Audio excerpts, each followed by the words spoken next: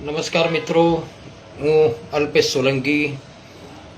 મિત્રો, 2-3 દિવસથી આપણે જે કંઈ ડ્રામા જોઈ રહ્યા છે ગુજરાતની અંદર, જે આમ આદમી પાર્ટીની સ્થિતિ છે અત્યારે, ગઈકાલે પીસી કર્યા પછી પ્રદેશના નેતાઓના ઘણા બધા વ્યૂ આવ્યા, ઘણી બધી વાતો થઈ, આક્ષેપો પ્રતિ આક્ષેપો ઘણું બધું થયું.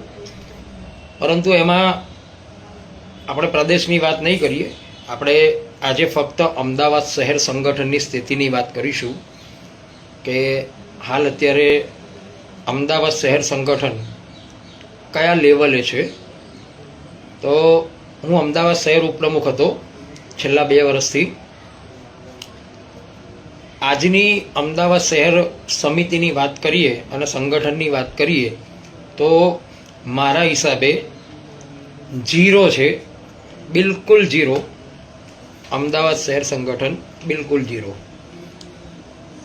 મને ખબર છે, કારણ કે અમે તો ગ્રાઉન્ડ લેવલ ઉપર કામ કર્યું છે અને એ કામથી આજે શું સ્થિતિ થઈ છે.